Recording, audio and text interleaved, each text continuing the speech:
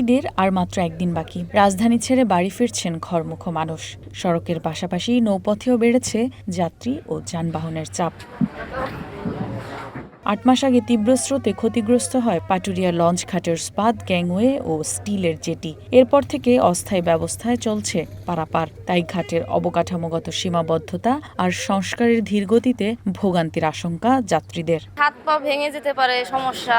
তারা তো নামতে সাহস পাবে, এটা তো উঁচা খুব, চড়ান হয়েছে খুব, মানে তারা তো আর মনে করেন উঠা নামা সমস্যা তাদেরই।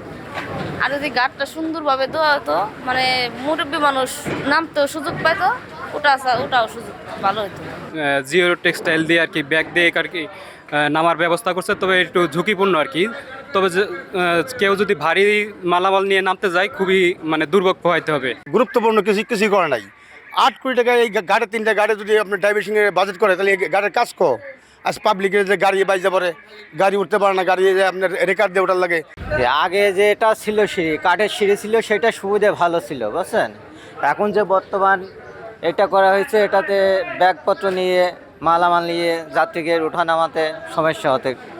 ঘাটে ডাইভিশন উঠতে গেলে খুব কষ্ট হচ্ছে, গাড়ি উঠতে চাচ্ছে না, বেঁধে যাচ্ছে। যারা হাই লোড, এদের জন্য অনেক রিস্ক।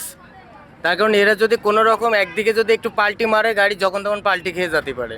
তবে পরিস্থিতি সামাল দিতে সব ধরনের প্রস্তুতির কথা জানান বিআইডব্লিউটি এর এই কর্মকর্তা। ঘাটগুলো প্রস্তুত রয়েছে, কিছু সমস্যা রয়েছে অ্যাপ্রোচ রুটের, যেগুলো বিআইডব্লিউটিএ যথেষ্ট চেষ্টা করতেছে ওনারা দ্রুততম সময়ের মধ্যেই অ্যাপ্রোচ রুটগুলো, স্লোপগুলো ঠিকঠাক করে দিতে। এছাড়া কাজিরহাটে আরেকটি নতুন ঘাট 2-1 দিনের মধ্যে ওনারা আমাদের অপারেশনে এনে দেবে।